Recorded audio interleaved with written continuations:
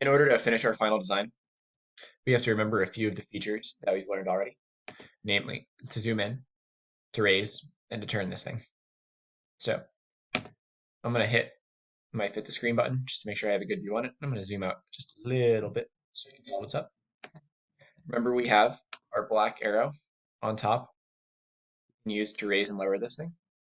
We also have our sets of arrows we can use to turn it. Now in this case, I want to turn this thing 90 degrees. The axle is totally sideways.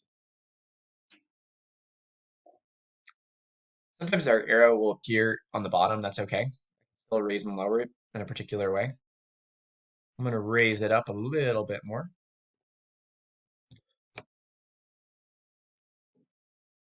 Actually lower it a little bit, so that it's in line with my C channels over there. And then I'm going to highlight and grab this thing.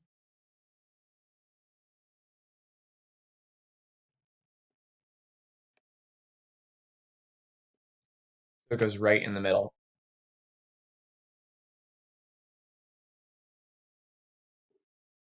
with my devices. Right now, I'm going to zoom out a little bit. So you can see that this is in line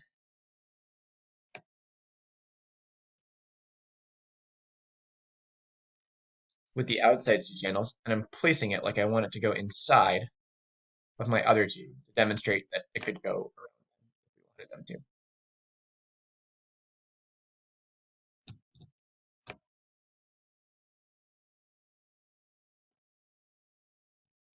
I want them to be right in the middle of my two other C channels, so there is a little bit of room for guessing and checking and playing around to make sure it goes exactly where you want it to go. And this looks like the start for a robotic arm. Shaft. We've got C channels that are connected to each other. We've got a drivetrain. Your job today is to do your best to build something that looks like this, following the instructions that I've just given you.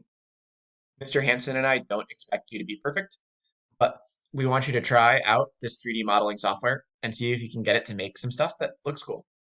So go ahead and follow the instructions we've given so far to make something that looks a little bit like this. And then your final task, we've got some C channels, we've got our shaft, we're missing some parts that might be necessary for building a robotic arm. Thought about already. Consider at least one other part that would be helpful in making a robotic arm and add it in here somewhere. Don't forget that when you're done, you're going to submit your link to the Google form by generating a new link and clicking copy, which will be a way for us to take a look at the progress.